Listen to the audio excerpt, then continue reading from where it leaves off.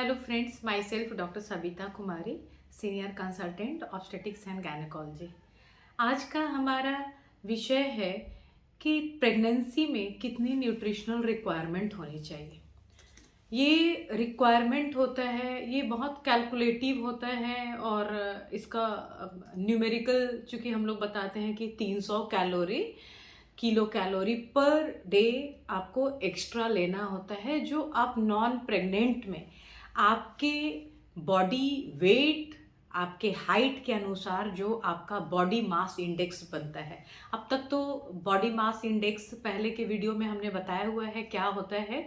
ये आपके आपका वजन कितना केजी में है और आपकी हाइट मीटर स्क्वायर में वो एक फार्मूला के तहत निकाला जाता है। आप कभी अपना हॉस्पिटल जाते हैं और होल बॉडी चेकअप होता है तो आपका बॉडी मास एनालिसिस भी होता है, उसमें बीएमआई निकालते हैं। न्यूट्रिशनिस्ट या फिर डाइटिशियन के पास आप कभी कंसल्ट करते हो तो बीएमआई मोटा मोटी सबको पता है होता है कि 3 कैटेगरी में होता है। एक तो हो जाता है अंडर वेट हो गया, जो कि अंडर वेट हो गया 18.5 से अगर नीचे है बीएमआई, और एक नॉर्मल रेंज है जो 18.5 से लेकर 24.9 तक होता है। फिर 25 ऑनवर्ड्स ये ओवरवेट में आता है और 30 के ऊपर होता है तो ये ओबेसिटी में आता है। ओबेसिटी एक जानिए, ओवरवेट एक अलग चीज़ होती है, ओबेसिटी एक अब बीमारी के रूप में लिया जाता है। मतलब कि आपका वजन एक्सेस है जो कि बैड तरीके से आपके डिफरेंट सिस्टम को अफेक्ट कर सकता है और आपको बहुत सारे बीमारियों के लिए वो रूट कॉज में हो सकता है कि वो जड़ में हो ओबेसिटी। ठीक है, तो प्रेगनेंसी का जो न्यूट्रिशनल रिक्वायरमेंट होता है, एक एवरेज हम लोग जो भी रिकमेंडेशंस आते हैं, daily recommendations different unit organisation का अपना आता है, तो वो एक normal BMI body mass index, यानी कहने का मतलब नॉर्मल वेट वाले लेडी के लिए प्रेगनेंसी में वो रिकमेंडेशन आता है। और ओवरवेट है या ओबेसिटी है या अंडर वेट है तो उनमें कितना कितना होना चाहिए रिक्वायरमेंट, वो वैरी करता है अकॉर्डिंगली कि किस लेवल तक उनका बीएमआई नीचे है या ऊपर है। तो अभी नॉर्मल का है कि एक एवरेज बॉडी मास इंडेक्स की महिला है, यानी 18.5 टू 24.9 के बीच में जो महिला है बीएमआई की, उनका न्यूट्रिशनल रिक्वायरमेंट जो होता है, यानी कि कैलोरी में जो हम खाने के बाद जो एनर्जी हमें मिलती है वो कैलोरी में मेजर करते हैं। तो वो एवरेज, हालांकि तीन मंथ में हम 3 ट्राइमेस्टर डिवाइड किया हुआ है। ये हमारे पहले के वीडियो में जितने हमारे व्यूवर्स हैं सबको पता है कि प्रेगनेंसी 9 महीने का एक जर्नी होती है। पहले 3 महीने को फर्स्ट ट्राइमेस्टर कहते हैं, दूसरे 3 से 6 महीने को सेकेंड ट्राइमेस्टर कहते हैं, फिर 7वें से 9वें महीने तक को हम लोग कहते हैं थर्ड ट्राइमेस्टर। तो इसमें जो मोटा मोटी होता है ट्राइमेस्टर वाइज डिवाइड किया जाता है कि फर्स्ट ट्राइमेस्टर में एक्चुअली वेट लॉस होता है, नॉजिया, वॉमिटिंग, बहुत सारा प्रेगनेंसी में जो हार्मोन निकलते हैं उसकी वजह से भूख नहीं लगना, थकान और खाने से स्मेल आना, ज़्यादा एक्सेसिव वॉमिटिंग होना, तो ये सब चीज़ें जो होती है इसकी वजह से थोड़ा सा कैलोरी गेन नहीं के करीब होता है। तो फर्स्ट ट्राइमेस्टर को अगर नहीं लें हम तो सेकेंड ट्राइमेस्टर में ये होना चाहिए 340 किलो कैलोरी पर डे, और थर्ड ट्राइमेस्टर में होना चाहिए 450 किलो कैलोरी पर डे आपको एक्स्ट्रा एनर्जी लेनी है, जो कि प्रेगनेंसी वाले स्टेटस के ऊपर होगा। एवरेज इसको हम लोग मानते हैं तो एवरेज मान लो कि पूरे प्रेगनेंसी में 300 किलो कैलोरी पर डे के हिसाब से लेते हैं। अब ये जो कैलोरी है इसमें 2 तरह के पोषक तत्व होते हैं। एक तो होते हैं मेजर जो बॉडी बिल्डिंग होते हैं, और एक होते हैं माइक्रो, उसको माइक्रो न्यूट्रिएंट्स कहते हैं, जो कि छोटी छोटी क्वांटिटी में चाहिए लेकिन एसेंशियल है बॉडी के, फीटस के और फीटस से रिलेटेड जो भी बॉडी में चेंजेज हुए हैं, मदर में जो रासायनिक प्रतिक्रिया यानी मेटाबॉलिक रेट जो प्रेगनेंसी में बढ़ी होती है, जो चेंजेज हो जाते हैं मदर के डिफरेंट सिस्टम में, सभी चीज़ों को एक नॉर्मल तरीके से सस्टेन करने के लिए, चलाने के लिए क्या क्या चाहिए होता है, उसको हम लोग एक मैक्रो न्यूट्रिएंट्स में आता है कार्बोहाइड्रेट, प्रोटीन और फैट, ये 3 चीज़ें आते हैं। बाकी माइक्रो न्यूट्रिएंट्स में आते हैं आपके minerals and vitamins. Of course 6th elements कहा जाता है वाटर। वाटर का बहुत ज़्यादा बॉडी में इम्पॉर्टेंस है, क्योंकि आपको पता होगा कि प्रेगनेंसी में जो प्लाज्मा वॉल्यूम बढ़ता है, यानी खून का जो पतला वाला जो खून की कोशिकाओं से और एक लिक्विड पार्ट जिसको प्लाज्मा कहते हैं, इन दोनों चीज़ों से खून बना होता है। ठीक है, तो सेल्स को हम हटा दें तो जो लिक्विड पार्ट होता है उसको प्लाज्मा कहते हैं, ये 40% बढ़ता है। ठीक है, इसमें पानी का क्वांटिटी बहुत ज़्यादा होता है, तो ऑफकोर्स पानी ज़रूरत है, लेकिन पानी हमें कैलोरिक रिक्वायरमेंट कुछ नहीं देता है। तो जहाँ तक कैलोरी की बात आती है, हम इन्हीं 5 चीज़ पे कॉन्सेंट्रेट करेंगे। ठीक है, तो इसमें है प्रोटीन, मोटा मोटी अगर 100 भाग में डिवाइड करें तो कार्बोहाइड्रेट और फैट 40% चाहिए, ऐसे कैलोरी का डिवीज़न करते हैं हम लोग, और 20% प्रोटीन चाहिए। 40% कार्बोहाइड्रेट जो है हमारा, 40% होता क्या है कि हमारा जो डाइटरी हैबिट है, कल्चरल जिसको कहते हैं कि हर कल्चर में अलग अलग होता है कल्चरल डाइटरी हैबिट, उनका सोशल स्टेटस कैसा है, घर में बाकी लोगों का खाने पीने का किस तरह से माहौल है। कई जगह ये होता है कि क्वांटिटी हम देखते हैं, क्वालिटी नहीं देखते हैं। बाहर का फूड खा रहे हैं, क्वांटिटी से हमें लग रहा है कि अरे हम तो इतना खा रहे हैं, पिज़्ज़ा हो गया, बर्गर हो गया, चाउमीन हो गया, बाहर के समोसे, चाट पकौड़े, सब मिलाकर बहुत ज़्यादा क्वांटिटी हो जाती है। लेकिन वो कैलोरी में आपका क्वांटिटी तो है बट क्वालिटी नहीं है उसकी। वो आपको न्यूट्रिशन प्रोवाइड नहीं करेंगे, बल्कि आपका बॉडी के अंदर का सिस्टम को बुरी तरीके से अफेक्ट कर सकते हैं। तो आपको हेल्दी चीज़ खाना चाहिए।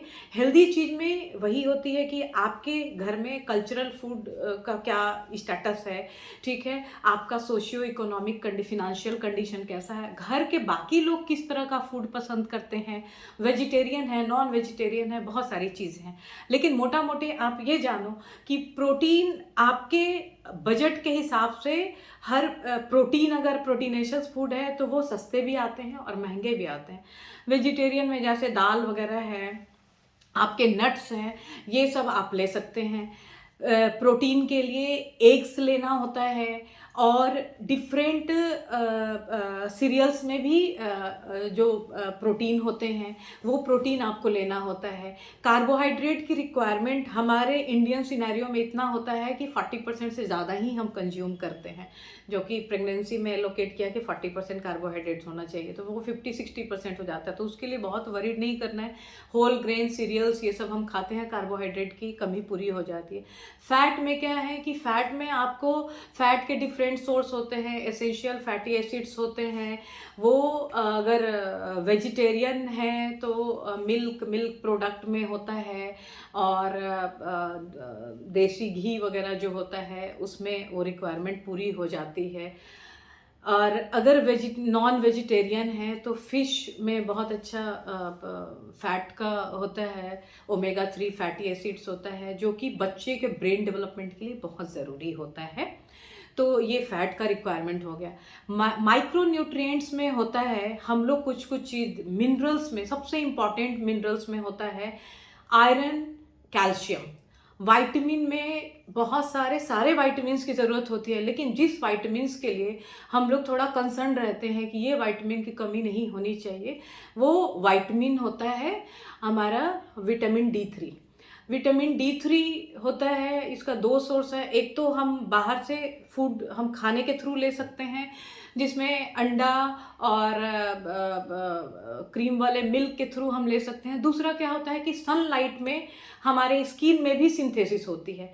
लेकिन दोनों ही स्थिति में, या तो सनलाइट से हमारी स्किन में बना या डाइट से हमने जो लिया, दोनों का फाइनल बॉडी में प्रोसेसिंग होता है।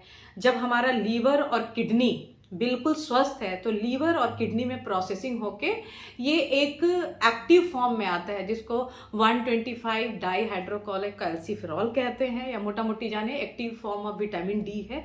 ये एक्टिव फॉर्म विटामिन डी बहुत ज़रूरी है कैल्शियम के एब्जॉर्प्शन के लिए। और कैल्शियम फाइनली की बोन के मिनरलाइजेशन और बोन के डेवलपमेंट के लिए बच्चे का बहुत ज़रूरी है। क्योंकि अगर ये बोन का डेवलपमेंट, बोन ही हमारा पूरा हमारे ढांचा को एक स्ट्रक्चर और एक ढांचा समझिए शरीर को देता है। बिना बोन के कोई शेप नहीं होता है, ठीक है। और बोन का स्ट्रांग होना भी बहुत ज़रूरी होता है। तो बोन के लिए ये कैल्शियम। दूसरा क्या होता है, आयरन। आयरन मिनरल्स है, बहुत एसेंशियल मिनरल है। क्योंकि क्या होता है, प्रेगनेंसी में प्लाज्मा वॉल्यूम बहुत ज़्यादा बढ़ जाता है और जो कोशिकाएं होती हैं अगर प्लाज्मा वॉल्यूम 40% तक बढ़ता है तो ये 25% ही रेड ब्लड सेल्स बढ़ते हैं। तो क्या हो गया कि रेड ब्लड सेल कम हो गया और प्लाज्मा ज़्यादा हो गया, तो प्रेगनेंसी एक एनीमिया का कंडीशन है। और एनीमिया जो है वो टिश्यू के ग्रोथ को नहीं होने देता है, उनमें प्रॉपर उनका जो रासायनिक प्रतिक्रिया से जो सेल्स बनते हैं उनको ग्रोथ नहीं करने देता है, उनको अपना काम नहीं करने देता है। तो बच्चे का ग्रोथ अल्टीमेटली अफेक्टेड होता है। क्योंकि हम जानते हैं कि ब्लड का जो रेड ब्लड सेल है वो ऑक्सीजन को ब्लड से ले जाके कोशिकाओं को देता है, और वो ऑक्सीजन उनके सांस लेने की जो प्रक्रिया है उसके लिए ज़रूरी है, उसमें सेल में एनर्जी प्रोडक्शन के लिए ज़रूरी है। तो ये एनर्जी नहीं बनेगा प्रॉपर तरीके से, सेल के अंदर रासायनिक प्रतिक्रिया नहीं होगी तो सेल ग्रोथ नहीं होगा, सेल का डिवीज़न भी नहीं होगा। इस तरह से अल्टीमेटली बच्चे का ग्रोथ अफेक्टेड हो सकता है। बट बच्चे को बहुत सारा मदर के साथ साथ मदर को रिस्क होने के अलावा बच्चे को भी बहुत रिस्क हो सकता है। तीसरा क्या है कि इसमें हम लोग आयरन, ये हो गया आयरन, कैल्शियम। विटामिन में फॉलिक एसिड बहुत ज़रूरी होता है। फॉलिक एसिड का क्या रोल होता है कि ये रैपिड बच्चे का हमें पता है कि 1-2 कोशिकाओं से, स्पर्म का और एग से इतना बच्चा 3-3.5 kg का बच्चा बनता है। तो उसमें मिलियंस ऑफ सेल्स बनते हैं। जो 2 सेल मिले उसके बाद कितने मिलियंस बढ़े।